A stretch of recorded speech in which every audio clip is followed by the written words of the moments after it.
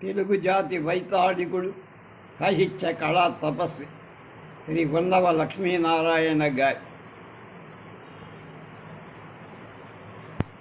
శత జయంతి సంచిక 2వ భాగం 8/3/26.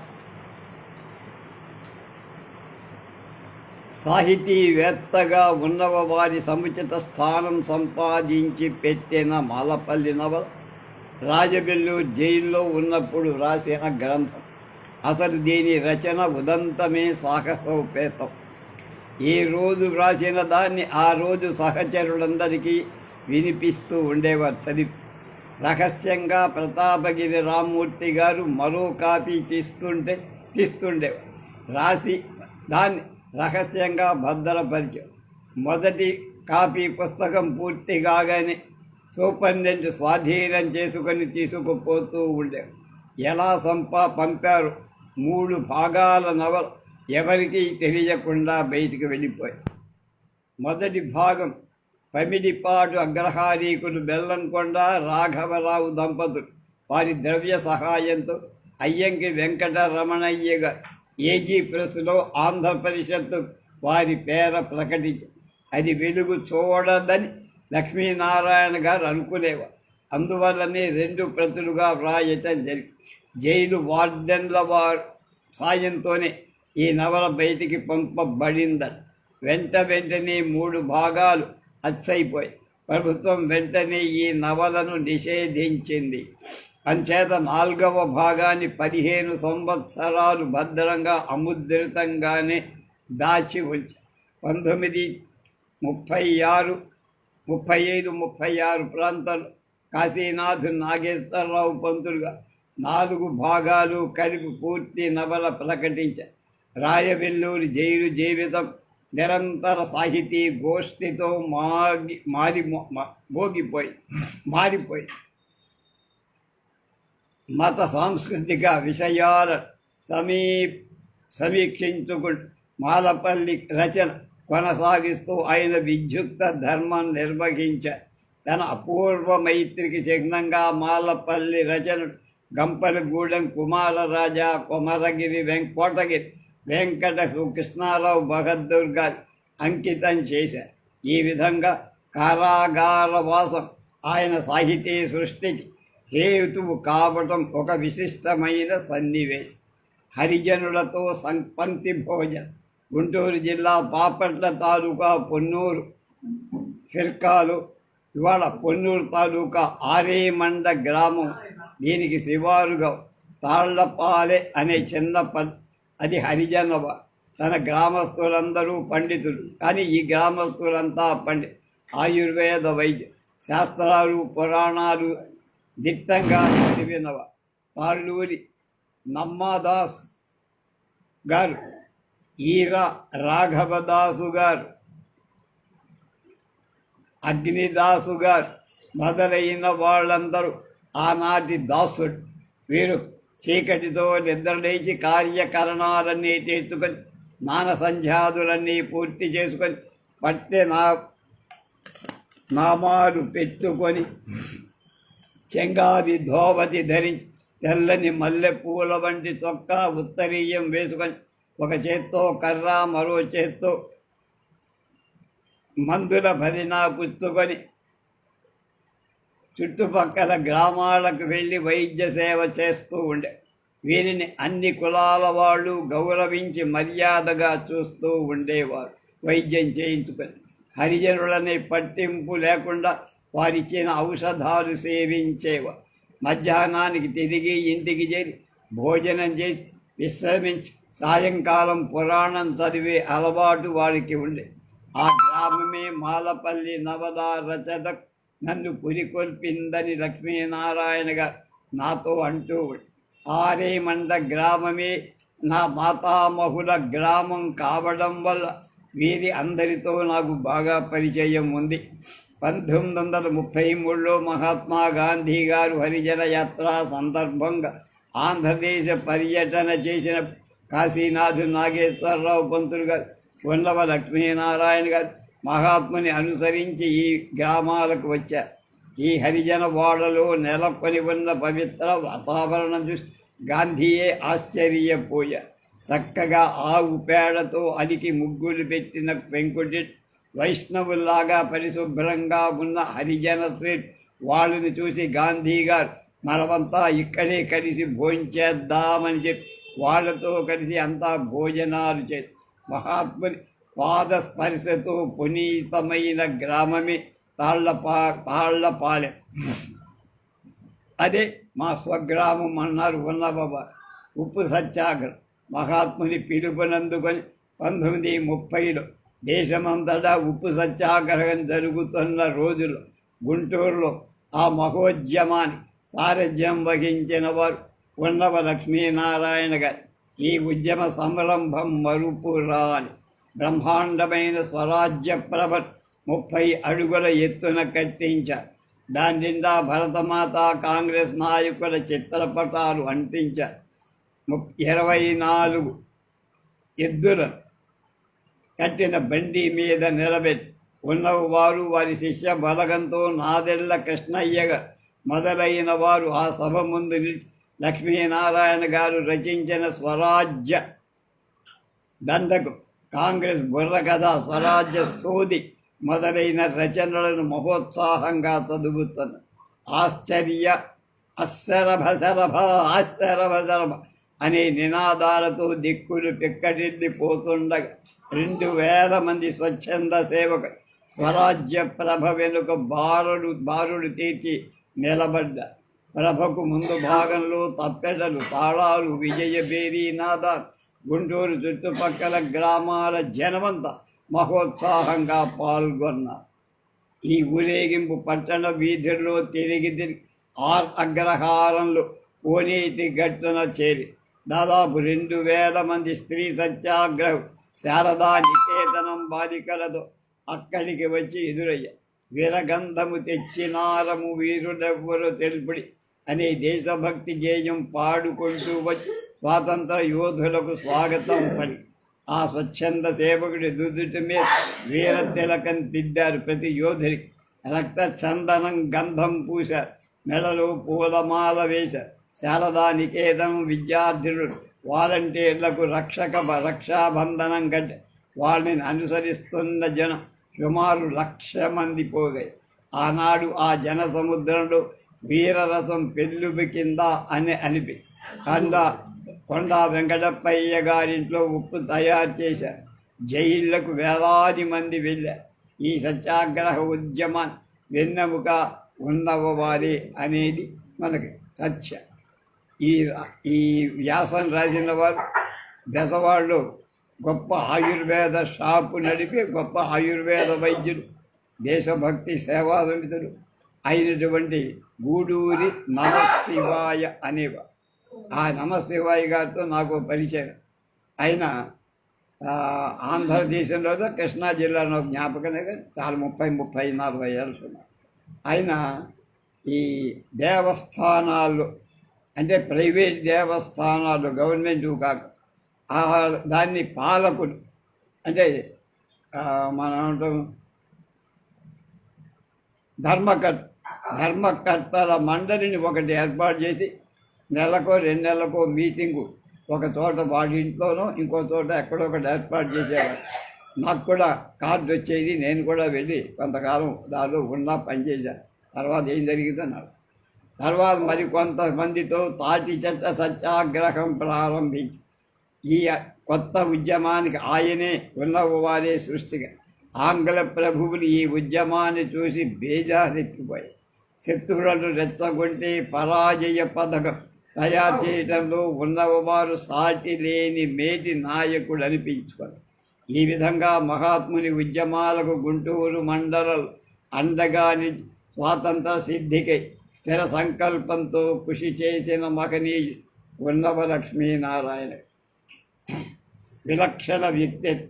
ఉన్నవ లక్ష్మీనారాయణ గారి వ్యక్తిత్వం అతి విలక్షణమై ఒకవైపున తీవ్రమైన జాతీయవాదం, మరొక వైపున హైందవ సంస్కృతి పట్ల ప్రగాఢమైన అభినివేశం, ఇంకొక వైపున కుల మత వర్ణ విచక్షణ తావులే అచల తత్వం పట్ల ఆసక్తి ఆయనలో రాజకీయము మతము పడుగు పేకల్లాగా పెనవేసుకుపోయి నాకు ఉన్న వారితో 1931లో ప్రథమ పరిచయమని గూడూరి నమశివాయి గారు అంటున్నారు. మేము బందరులో ఉండగా మా పెనతండ్రి గూడూరి వియ్యన్న గారు ఒక రోజున వీరే ఉన్నవ లక్ష్మీనారాయణ పంతులు గారు మాలపల్లి నవలా రచయిత మన యోగ సభ్యులు అని పరిచయం చేసి ఆయన వెంటనే నువ్వు చిన్న ధన్వంతిరివా అన్నారు నన్ను. మేమంతా సత్యయోగ సాధక మండలిలో సభ్యులు. మైనంపాటి నరసింహం పంతులు గారు మా గురుదేవుడు, మాస్టర్ సివివి పరమ గురు. వీరు భక్తు రహిత భృక్త రహిత రాజయోగ స్థాపం. తర్వాత శారదా నికేతనం కోసం దీపావళి చందాలు వసూలు చేయటానికి అప్పుడప్పుడు బందరు వస్తూ ఉండేవారు. ఒక రోజున మా ఇంట్లో సాహిత్య గోష్ఠి జరుగుతూ ఉండగా ఆయన ఉన్న ఒక మూట ఇప్పటికీ నా మాట ఒకటి నా చెవుల్లో మారు మోగుతూనే ఉంది, ప్రతిధ్వనిస్తుంది. నా చేతిలో ఎల్లప్పుడూ భగవద్గీత ఉంటూ ఉండే. ఈ భాగంలో చేసిన తర్వాత ఈ యాగంలో చేరిన తర్వాత భగవద్గీత చేతికి బరువైపోయింది అన్న తర్వాత మేము బెదవాడకు వచ్చేసాం. లక్ష్మీనారాయణ గారు తరచూ బెదవాడ వస్తూ వచ్చినప్పుడల్లా మా ఇంటికి వచ్చి మా ఆతిథ్యం స్వీకరి తన పనులు చూసుకుపోతారు. వాళ్ళది గూడూరు నమశివాయ గారి ఎత్తరుగుల ఇల్లు నాకు బాగా జ్ఞాపకం. వెళ్ళే వాళ్ళ వాకిట్లో కూర్చొని మాట్లాడడం జ్ఞాపకం. మధుర కవి మాధవపెద్ది బుచ్చి సుందరరామ శాస్త్రి గారి స్వర్ణ కంకణంతో సన్మానించాలి. అవటపల్లి నారాయణరావు గారి ఆధ్వర్యంలో సన్మాన సంఘం ఒకటి ఏర్పాటు. ఈ అవటపల్లి నారాయణరావు గారు బర్మా వెళ్ళి 20-30 ఏళ్ళు ఉండి బాగా డబ్బు సంపాదించి ఇక్కడికి వచ్చిన తర్వాత ఇక్కడ ఉండేటువంటి మహనీయ నాయకుల జీవిత చరిత్ర అని రాశారు. అవన్నీ మనం లైవ్ చేశాం. ఆ సభ ఉన్న వారినే సభాధ్యక్షులుగా తెచ్చుకున్నారు. వారి అధ్యక్షోపన్యాసంలో దేశంలో తెలుగు భాషలో గొప్ప పేరు ప్రతిష్టల గల సభ్యులు చాలామంది ఉన్నారు. ఇతర భాషలలో అంతమంది పూర్వ కవిత్వము ఇప్పటి కవిత్వానికి భేదం చూపుతూ బుచ్చి సుందరరామ శాస్త్రి గారి వంటి కవి నభూతో నభివశ్యతి అన్నారు. నిజంగానే ఈయన మాధవపెద్ది బుచ్చి సుందరరామ శాస్త్రి గారంటే మన మన మండలి వెంకట కృష్ణారావు గారికి వాళ్ళ అబ్బాయి బుద్ధప్రసాద్ కూడా చాలా గౌరవం మర్యాద. భక్తిని గురించి వ్రాసిన ఆయన పద్యాలు ఆయనే సాటి అంట. ఆయన శబ్ద కల్పన తెలుగు నిడికారాలతో నిండి విలక్షణంగా ఉందని చెబుతూ 1921 బుచ్చయ్య గారు వ్రాసిన బుర్ర కథ తార్కాణంగా ఇలా పేర్కొన్నారు. అంటరాని వాడెవరు మా వెంట రాని వారే అనే పాట ఆనాటి ప్రజాదళాన్ని ఎక్కువగా ఆకర్షించిందని చెప్పి 1930 ఉప్పు సత్యాగ్రహంలో జైలుకు వెళ్ళిన కూడా జైల్లో ఊరికే కూర్చొని తిక్కన కవిని గూర్చి ఒక నవల ప్రారంభించారు. ఈ నవల అధ్యాయాలు ఎన్నో 6-7 అధ్యాయాలు పూర్తి చేశారు. ఇంతలో జైలు నుంచి విడుదలయ్యా తిక్కన నవల ఆగిపోయి ఆ నవల పూర్తి చేయమని ఎన్నోసార్లు ప్రాధేయపడ్డా. ఏం చేసినా ఆగిన గంటం మళ్ళీ కదల్లా. 1950 ప్రాంతంలో కీళ్లవాతం ఉబ్బసంతో బాధపడి చికిత్స కోసం టీవీఎస్ చలపతిరావు గారింట్లో దిగా. నా కోసం కబురంపారు. 4 తలగడలు 2 పరుగులు ముందు వేసుకొని తలవాల్చి కూర్చున్న. ఆ స్థితిలో వారిని చూడలేకపోయి చూసి మందు ఇచ్చాను. ఆశ్చర్యం పొంది వెళ్ళిపోయారు. ఒకరోజు తండ్రపాటి హనుమంతరావు గారు వచ్చి లక్ష్మీనారాయణ గారి ఆరోగ్యం బాగాలేదని చూసి వద్దామని గుంటూరు వెళ్ళారు. వారి స్వగృహంలో ఉన్నారు. నన్ను చూసి అమాంతం లేచి కౌగలించుకొని మంచం మీద కూర్చున్నారు.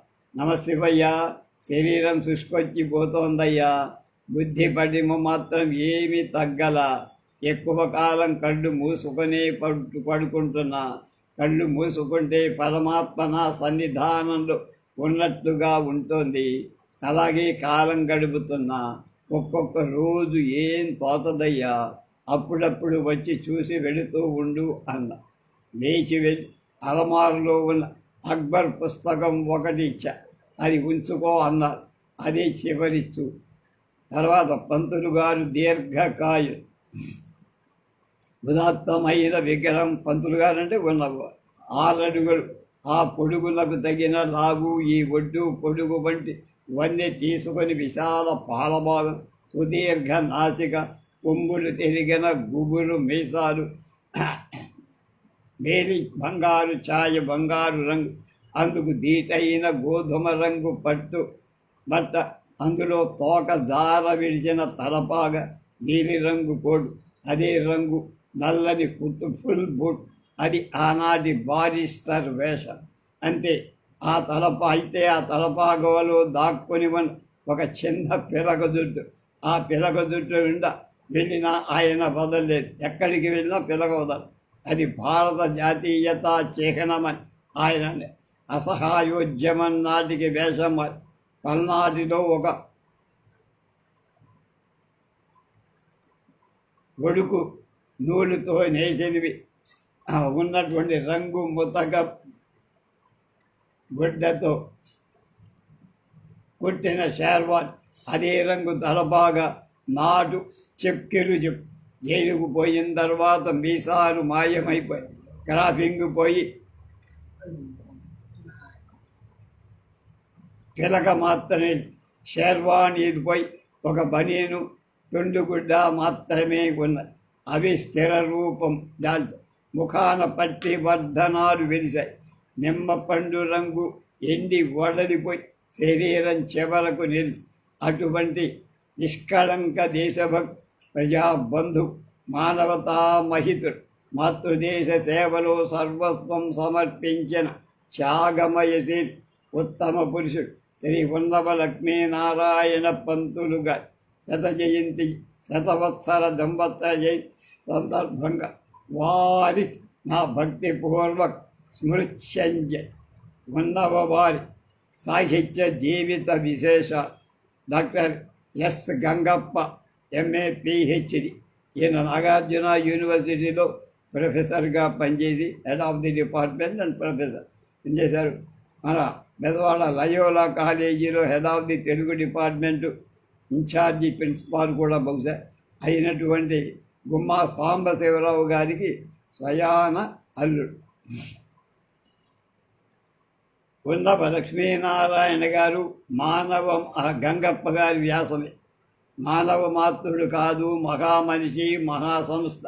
కేవలం ఊహాశాలి మాత్రమే కాదు, తాను అనుకున్న దాన్ని ఆచరణలో చూపించిన కార్యదీక్ష, ఊహాలోకాల స్వైర విహారి కాడు. తన చుట్టూ ఉన్న వివిధ వ్యక్తుల మన ప్రవృత్తిని, నేలను దృష్టితో పరిశీలించి సమస్తాన్ని చిత్తశుద్ధితో నిజాయితీతో వర్ణించి కృతకృత్యుడైన కేవలం రచయిత మాత్రమే కాక వాటికి లోనై పూర్తిని పొంది తన రచనల ద్వారా ఇతరులను ప్రభావితం చేసిన మహామేధావి, స్వాతంత్ర యోధుడు, సంఘ సంస్కర్త, నవలాకారుడు, మానవతా స్వరాజ్యవాదము,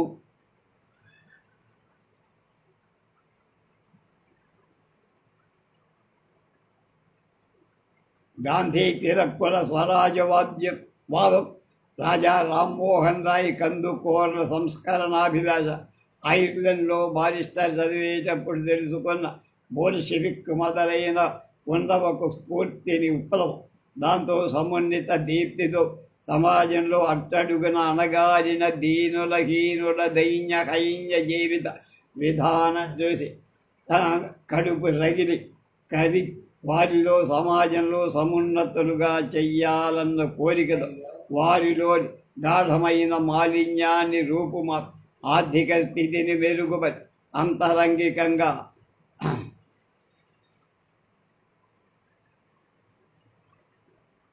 అసత్య శౌచాల, దయా సత్య శౌచాల పెంపొందించాలన్న సదాశయంతో వివిధ రీతుల సృష్టికరించారు మాలపల్లి. వారెన్నో ఇతర రచనలు చేసిన ఈ సదాశయాలన్నిటి ఆశయాలని చక్కటి వ్యాఖ్యానం మాలపల్లి.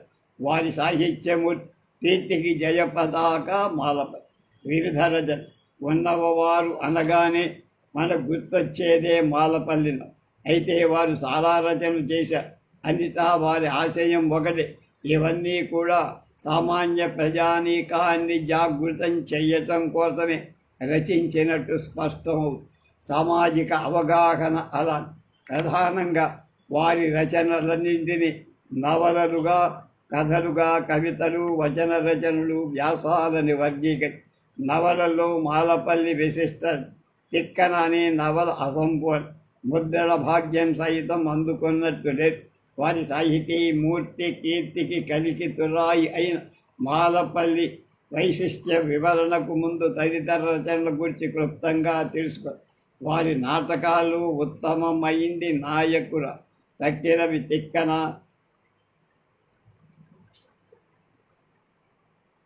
అందమాంబ, సంగీత నాపసాని, సూదు ఎమ్మ సోది, హరిజన నాటకం. వాస్తవానికి వీటిని నాటికనడం సముచితం. నాయకురాలు నాటకాన్ని పల్నాటి వీర చరిత్ర ఆధారంగా ఉన్నవారు రచించారు. చరిత్రపై అత్యంత అభినివేశం గల ఉన్నవారు ఈ కథని నాటకీయించినట్టు తెలుసు. వాస్తవానికి ఉన్నవారు బ్రహ్మనాయుడని నామకరణం చేసి ఉంటే బాగుడు. కానీ నాయకురాలని పేరు పెట్టి బహుశా నాయకురాలి గారి కుశలత, నాగమ్మ కుశలత, శక్తియుక్త మొదలైన గుణాలు ఉన్నవారిని ఆకర్షించి నాయకురాలని పేరు పెట్టి ఉండదు. లేదా బ్రహ్మనాయుడి గుణగణాన్ని ప్రస్ఫుటీకరించడం కోసం నాయకురాలి పాత్రనే ప్రధానంగా తీసుకొని ఆ విధంగా చేసి ఉండదు. తిక్కన భారతంపై ఎక్కువ మక్కువ గల ఉన్నవారు ఆంధ్ర భారతమైన పల్నాటి వీర చరిత్రని కథావస్తువుగా గ్రహించినట్టు స్పష్టము. ఇందులో కన్నీటి పల్నాటి వీరోచిత కృత్యాలు, పరాక్రమ ప్రాభవాలు, బ్రహ్మనాయుడి సర్వ మానవ సౌభ్రాత్మ సిద్ధాంతం మొదలైన విషయాలతో పాటు ఆనాటి గాంధీ మహాత్మని ఆదేశాలకు స్ఫురణకు తెచ్చి రీతిని నాటకీకరించడం జరిగింది. ఇంకా సర్వమతాలు విధానమని, దీనికి కులం, వర్ణం అడ్డుగోడలు కారాదని ఆకాంక్షించిన ఉన్నవ చాలా సముచిత రీతి స్పష్టం చేశారు నాటకం. అందుకే చాపకూడు ఏర్పాటు చేశారు నాటకం. వారి ప్రధాన ఆశయమైన పంచమోద్ధరణ ఇందులో చక్కగా ప్రతిపాదించి, అగ్రవర్ణాల వాళ్ళ కంటే పంచములు ఎక్కువగా దుర్మార్గులు కాదు, అంచేత వారితో సాహచర్యం వల్లని ఏ అనర్థం రాదు. ఆరోగ్యాన్ని వారి అలవాట్లు కొన్ని సరైనవి కాదు, కానీ ఆ విషయంలో వారిని సరిచేయాల్సిన భారం అగ్రవర్ణాల మీద నిలిచాడు. అసహ్యంగా చచ్చిన శిశువులను తల్లిదండ్రులను ఏవగించక ఏ విధంగా సాకుతారో అగ్రవర్ణం వారంతా శిశుప్రాయులుగా ఉన్న పంచములను ఉత్తర ప్రేమతో ప్రేమించి బాగు చేయటం ధర్మం. తల్లిదండ్రులకు శిశువులెప్పుడు అస్పృశ్యులు కారు, పంచములకు కూడా వ్యవస్థలో అస్పృశ్యులుగా వారిని ప్రేమించి బాగు చేయడం ఉభయులకు సుఖోపాయం. మన హృదయంలో ప్రేమ ఉంటే వారు అస్పృశ్యులు కావడానికి మారుగా మన హృదయ ఆలింగనానికి అర్హులవుతారు. లేకపోవడమే మన భేదానికి కారణమని బ్రహ్మనాయుడి మాటల్లో తన ఆశయాన్ని స్పష్టం చేశారు ఉన్నవ. అంతేగాక వర్గ సంఘర్షణని కూడా ఇందులో చక్కగా సూచించారు. చివరకు మీ పోరాటం పంచమేతరలోకి దిగుతుంది అని కన్నమనీయుడు అంటే బ్రహ్మనాయుడు అంతకంటే భాగ్యవంతులు తగాదాలోకి దిగుతుంటే సరిపోతుందని స్పష్టం. ఈ విధంగా నాయకుల నాటకంలో ఉన్నవారు తమ ఆశయాన్ని అడుగడుగున ఇతివృత్త నిర్వహణలు, పాత్ర చిత్రణలు, సన్నివేశ కల్పనలు, సంభాషణ చాతురులు నాటకీయ శిల్పాన్ని పరిరక్షించి చక్కని నాటకంగా నాయకురాలిని సృష్టించి ఒక కొత్త ధనం కూడా ఈ నాటకంలో కథాగమనాన్ని అతికినట్టు చెప్పడానికి ప్రవేశ విష్కంభాలు ప్రయోగించడం సంస్కృత నాటక సంప్రదాయం ఉన్నవారు వాటిని తీసేసి సూత్రధారుని వంటి ప్రతాపుడనే పాత్రని ప్రవేశం పెట్టడమే కాక తక్కిన రకాల ఆరంభంలో పూర్వ కథని ఉత్తరోత్తర కథకు అతికినట్టుగా చెప్పి దీనివల్ల ఉన్నవారు తమ సదాశయాన్ని మరింత స్పష్టం చేసినట్టు తిక్కన అన్నమాంబ సంగీత నాపసాని ఈ మూడు ఉన్నవారు రచించిన వాటి తిక్కన అనే నవల్లో కొన్ని భాగాలు సందర్భోచితంగా కావించిన సంపుటీక అద్దంకి ప్రభువైన మహారాష్ట్ర సారంగుడికి మనమసిద్ధికి జరిగిన యుద్ధంలో మనమసిద్ధికి సంపూర్ణ విజయం లభించిన కొమ్మల యుద్ధంలో మరణించి ఆ వార్తను మారన కొమ్మన భార్య అన్నమ్మ అందజేయటానికి వెళ్తారు. ఆ సందర్భంలో జరిగిన సంభాషణ తిక్కన నాటిక. అన్నమ్మ అనేక కారణాల సహగమనం చేయటం వారి అందమాంబ అనే నాటికలో తిక్కన నాటికకు అనుబంధం. భర్తృ మరణం తర్వాత చేయాల్సిన కర్మకాండకు సంబంధించిన చర్చ ఇందులో ప్రధానాంశం. సహగమనం అనవసరమంటానికి వేదాంతపరమైన ఆధారాన్ని ఆమె నిరూపిస్తుంది. అందమా మూడవది సంగీత నాపసాని తిక్కన కూతురు కళాని అని కూడా అని పేరు. అసలు పేరు గాయత్రీదేవి. వయసులో చిన్నదైన అద్భుతమైన సంగీత నాపసాని అపురూపమైన సంగీత జ్ఞానం కల. పక్షులలో సంగీతాన్ని ప్రతి వ్యక్తుల అడుగుల సవ్వడిలో తాళాన్ని గుర్తించగలిగిన అద్భుత శక్తి ఉన్నదాన్ని. చిన్న పిల్లల్లో ఉండే అమాయకత్వం, పండితులలో వ్యక్తి అనుభవాలు నాపసానిలో మనం చూస్తాం. సోదోయమ్మ సోది అనే నాటికలో గాంధీజీ గొప్పదనాన్ని, ఆయన తెచ్చే ప్రేమ రాజ్యమైన సామ్రాజ్యాన్ని గురించి ఒక సింగి సోద చెబుతా. బహుశా ఉన్నవారి రాజ్య సోద ఇదే కావచ్చు, సామ్రాజ్య సోద.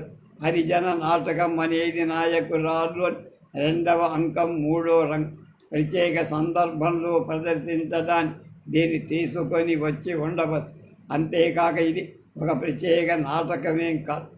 నజన్న కేశవాలయంలో ప్రవేశించడానికి ప్రయత్నిస్తున్న సమయంలో వర్ణాల అడ్డగించగా కన్నమదాసుకు దేవాలయం బయటే మా చెన్నకేశవుడు దర్శనమాయ సందర్శనమాయ అంటూ ఆనందంతో పొంగిపోతూ పాడుతూ ఆనందిస్తాడు కన్నమద. కులం వర్ణం ప్రధానం కాదని, శుద్ధి ప్రధానమని కన్నమదాసు స్థితిని చూసిన అగ్రవను ఆశ్చర్యచెక్కుతూ ఆ సందర్భంలో అన్ని విధాల అగ్రవర్ణుల కంటే పంచములే ఉత్తములని సానుభూతితో చూసి సముద్ధరించాల్సిన బాధ్యత అగ్రవర్ణులదని, కుల మతాలని పాటించద సముచితం కాదని ప్రబోధిస్తాడు బ్రహ్మణ. ఉన్నవరచనుడు కొన్ని అనే గ్రంథంలో ఉన్నవారి కవితా విభాగంలో భావతరంగాలు పేరుతో వారి కవిత్వాన్ని ముద్రించారు. ఈ 1933లో మెద్రాసులో ప్రథమ ముద్రానికి నోచుకొని ఇందులో ఏలలు, చిందులు, బుర్రకథలు మొదలైనవి ఇవన్నీ కూడా జానపద బాణీలో రచితమై ఉండటం విషయం. అంటే ఉన్నవమారి జానపద గేయంతో ఎక్కువ స్పష్టం ఉంది మక్కువ. వాస్తవానికి ఉన్నవారు ప్రజల కోసం ప్రజల భాషలో రాయాలన్న తపన, కమిట్మెంట్ ఉన్న రచయిత వీరు. మాలపల్లి నవల కూడా వాడుక భాషలో రచించి కృతకృత్యులయ్యారు. ఈ జానపద గీతాల మీద అత్యంత అభినివేశం ఉన్నవారికి ఉన్నట్టు అనేక విధానాలుగా తెలుసు. కృష్ణాపత్రికలో 1922 నుంచి అనేక జానపద గీతాన్ని ప్రకటించినట్టు తెలుసు.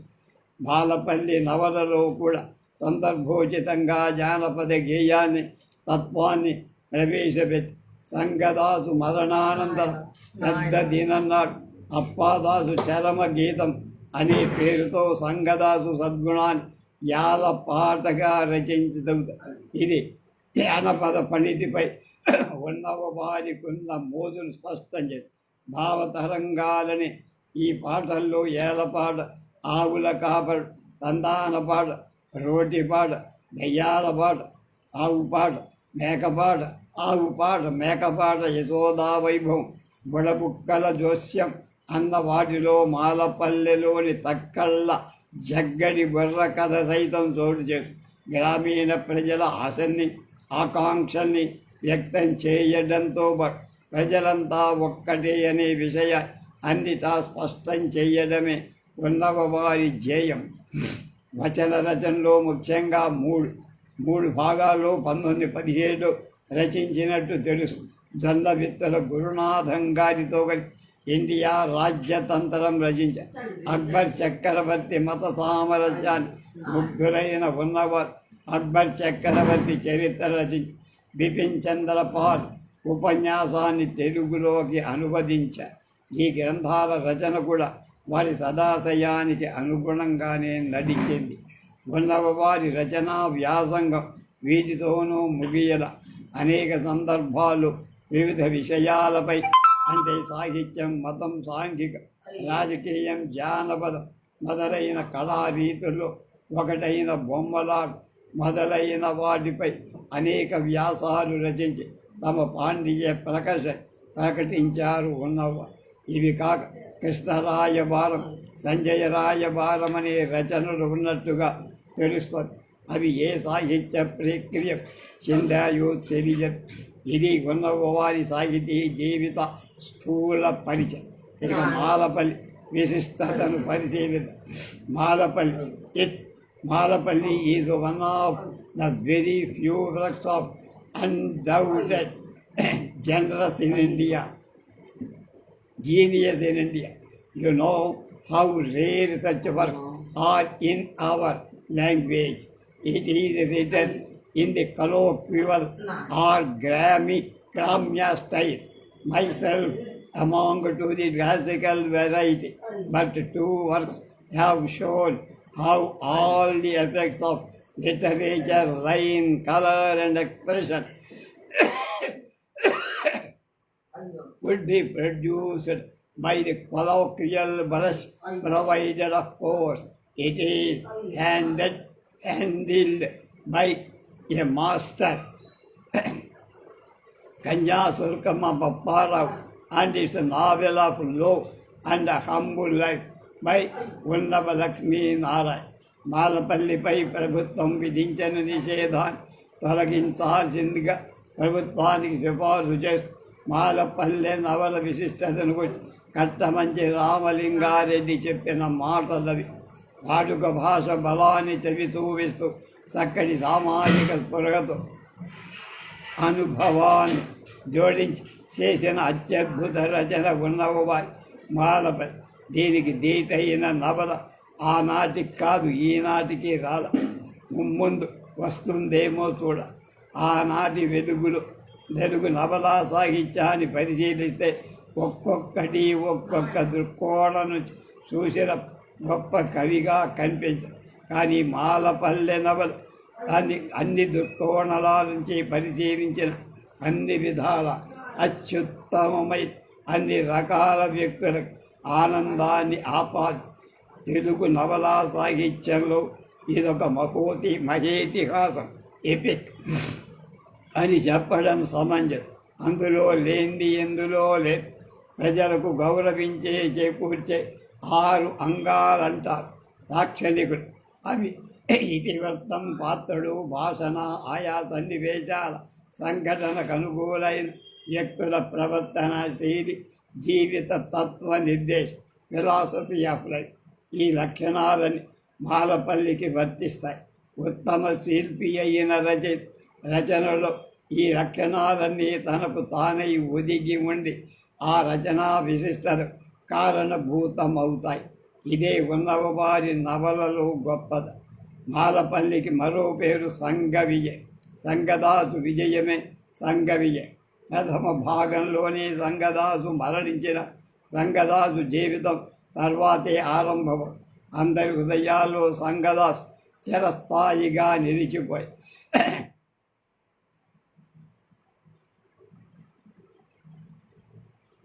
మిత్రుడు రామానాయుడితో సెలవు తీసుకుంటూ నన్ను మర్చిపోకు అన్న మాట మరణిస్తూ మనమే గెలుస్తాం అన్న మాటలు పడి మాలపల్లిలో విజయ కళా స్థానంలో మాలపల్లె మునిపల్లెగా చివరి దశలో మారిన ఇది నిజంగా సంఘ విజయం అని.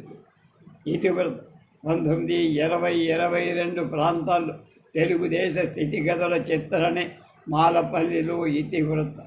ఇందులో ప్రధాన వ్యక్తి రామదాసు జీవిత చరిత్ర.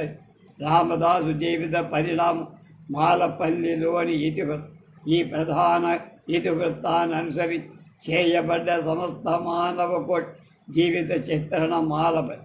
అందుకే మానవ ధర్మ పరిణామ చిత్ర అంటే మానవులో ఆశలు, ఆకాంక్షలు, సుఖాలు, దుఃఖాలు, బాధ, కష్టాలు, నష్టాలు, దగ, పగ, ద్వేషం, వలపు, కామం, ప్రణయాలు, మానవ చివరికి మానవ జీవిత పరిణామం ఎలా జరుగుతుందో నిరూపించడమే మాలపల్లి నవల ధ్యేయం. వీటన్నిటినీ అద్దం పట్టినట్టు చిత్రీకరించారు మన్నవ్వ. మాలపల్లి నవల రామదాసు తన క్షేమ తాను చూసుకుంటున్న సన్నివేశంతో ప్రారంభమై మాలెపల్ల మునిపల్లెగా మారడంతో రామదాసు మహర్షి అయి విజయ కళాశాల గురుకుల పతిగా కుదరడంలో అంటే ఇతివృత్తంలో ఒక ఎత్తుగడ ముగింపు చక్కగా కుదిరాయని అర్థం. మాలపల్లి నవల గ్రామీణ జీవితంలో ఆరంభమై పట్టణ నాగరికత, నగర జాగృతి, సెటిల్మెంట్ దుస్థితి, జైళ్లలోని అధికారుల అగతాలు, ఖైదీల కఠిన చర్యలు చిత్రించబడి రామదాసు కుటుంబ గాథ ప్రధానమై సౌదరయ్య ఇంతో ఇది ముగిలిపోయింది. రామదాసు రెండో కొడుకు సంగదాసు సౌదరి ఇంట్లో జీతగా. సంగదాసుకి సౌదరయ్య కొడుకు రామానాయుడికి సంగదాసు కూలీలకు బాసలై సమ్మెను కట్టిస్తాడన్న కోపం, కుమారుడిని పంచమోద్యంలోకి రాగి చెడగొడుతున్నాడన్న అపోహ వల్ల ప్రగుణీకృతమైన ద్వేషం పెచ్చు పెరిగిన సౌదరి సంగదాసు తలపై కొట్టడం, సంగదాసు మరణం. దీంతో సభల మంచి ఉత్సుకతతో నడపడం. పంతులు సాయంతో పోలీసు 5,000తో తప్పించుకున్న సంగదాసు పెద్ద దినం తర్వాత రామదాసు ఆస్తింతా జప్తు చేయి వశపరుచుకుని రామదాసు కుటుంబం నిరాశ్రయము. దీనికంతటికి పోయి ఇంటికి నుంచి వెళ్ళిపోయి ధర్మ పన్నాలు చేయడం మొదలు పెడతాడు. ఆ వెనక తక్కెళ్ళ జగన్నాథం అనే పేరుతో దోపిడీలు చేసి సంతానంతో ధనవంతులను దోచి బీదలకు పంచి పెట్టడం ప్రారంభిస్తుంది. అలాగే సంఘలాభ వర్ణంతో రామానాయుడు పంచముల కార్మికుల సేవలు నిమగ్నుడు కావడం, పెనతల్లి కొడుకు మోహన్ రావుపై కమలకు మోహం కలిపి అతనితో లేచిపోయి తిరిగి స్ఫోటకంతో తిరిగి సాహు సేవ చేస్తూ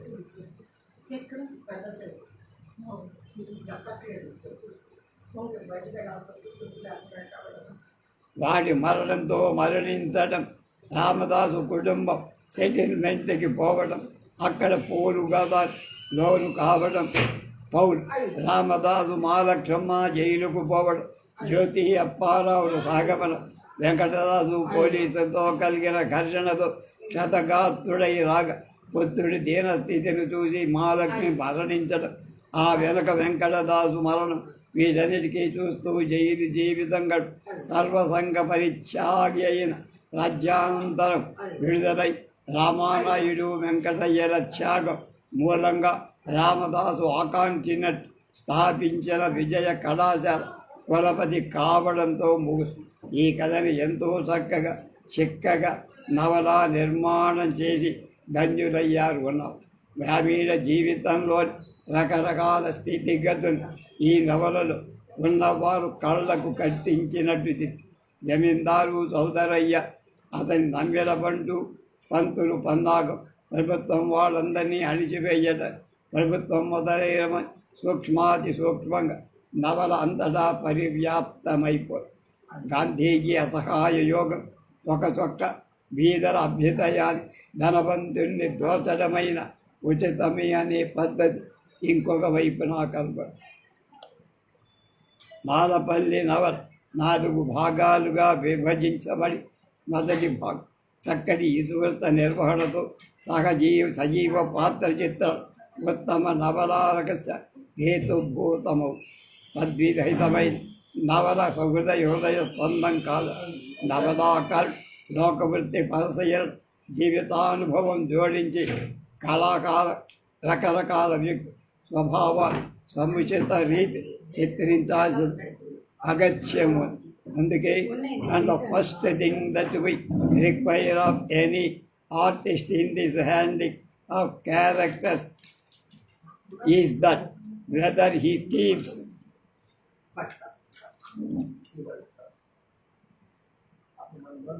close to common experience or bodily experiment with the fantastic and the abnormalist, his man and men and women shall move through his pages like living being, and like living beings remain in our memory after his book is laid aside and its details perhaps forgotten అని చక్కగా పేర్కొన్నాడు Hudson Pandit.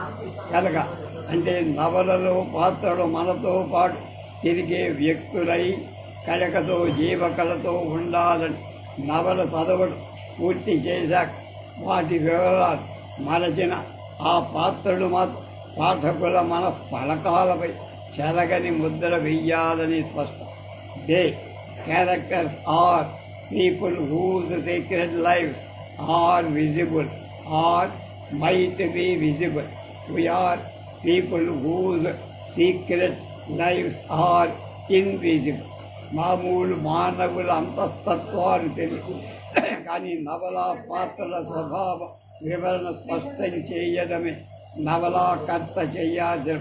అంటే ఆయా సన్నివేశాలు సందర్భాలు సముచిత రీతి ఇతర పాత్ర సంభాషణ మూలకంగా లేదా ఆయా పాత్రల చేష్టల వల్ల నవలాకారు మన ప్రవృత్తి సృష్టించీకరించినప్పుడు అప్పుడే నావల ప్రసిద్ధి చెందుతుంది. వైవిధ్యంతో కూడిన పాత్ర వాటి గుర్తులు చాలా చక్కగా ఇందులో చూపించారు. పంచములు, అగ్గవర్ణులు, కూలీలు, జవిలు అనేక రకాల వైవిధ్యమైన పాత్రలు ఉంటాయి. నవలలో ప్రధాన పాత్రధారు రామదాసు మొదలైన వారు. రామదాసు కుటుంబ యజమానిగా, భర్తగా, తండ్రిగా, పౌరుడిగా తన బాధ్యతని చక్కగా నిర్వర్తించారు. రామదాస్ అనే నాణ్యాన్ని బొమ్మ, బొలుసు, సంగదాసు, వెంకట. రామదాసులో శాంతి అహింసలు ప్రతినిధి సంగదాసు. పీడితులు తాడితులై అలగా జనానికి బాగుపరచాలని రామదాసు అంతరాంతరాలు అడగి ఉన్న కోరిక పరిపూర్తి చేసేదాన్ని ధనవంతుణ్ణి దోచైన బీదలకు పంచి పెట్టాలి సంకల్పానికి ఉత్తమ నాయకుడు వెంకట.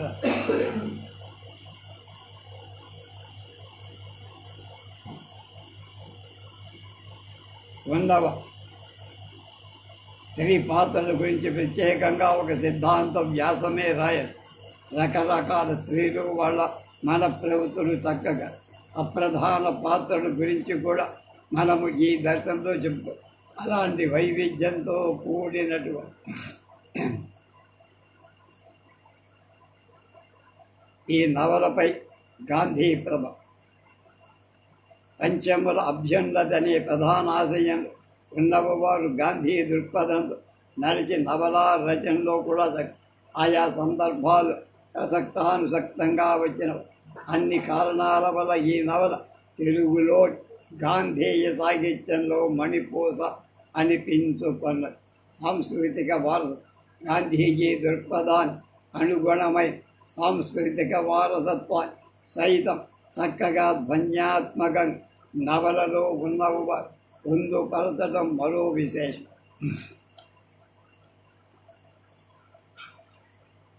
భాషాశక్తి తెలుగు నవలలో వాడుక భాష ప్రయోగించిన మొదటి పెద్ద నవల మాలప. ఉన్న వారి భాషా శైలి అన్ని చోట్ల ఒకే పద్ధతిలో దాని అవసరాన్ని బట్టి ఎంత చక్కటి నవలపై కొన్ని విమర్శలు రావడంలో ఆశ్చర్యం లేదు.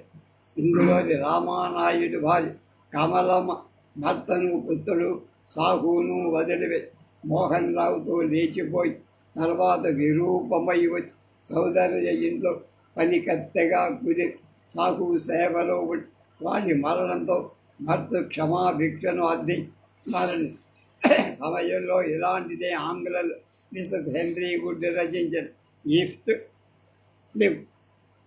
ఈస్ట్ లివ్ కథ.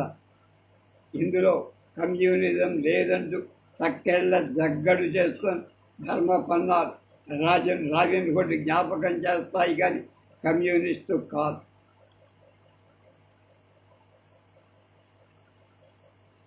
రామదాసు జైలు జీవిత విపుల వర్ణన పాఠకుడికి విసుగు కలిగిస్తుంది. నవలలో చివరి భాగం స్వరాజ్యం వచ్చినట్టు చిత్రీకరించడం కూడా సముచితం కాదని ఇంకొక. ఇలాంటి ఉన్నవారి ఉత్తమమైన నా మాలపల్లి నవల వారి శత జయంతి ఉత్సవాల సందర్భంగా తెలుగువారందరికీ చౌక ధర అందించి మళ్ళీ మళ్ళీ చదివేటు చేసి దాని మూలంగా ఉన్నవారి సదాశయాన్ని సదవగాహన చేసుకొని అవకాశం కల్పించే బాధ్యత ఆంధ్రప్రదేశ్ సాహిత్య అకాడమీ స్వీకరించాలని ఆచార్య ఎస్ గంగప్పగా ఆశించారు. అది అవుతుందా కాదు, అయినట్టు లేదు నాకు తెలుసు. ఇది ఈ భాగంతో అంటే రెండవ భాగంతోనే ఉన్నవ వారి జీవిత చరిత్ర శత జయంతి ఉత్సవం సంచిక పూర్తయిపోయింది. రేపటి నుంచి మళ్ళా ఇంకొకటి.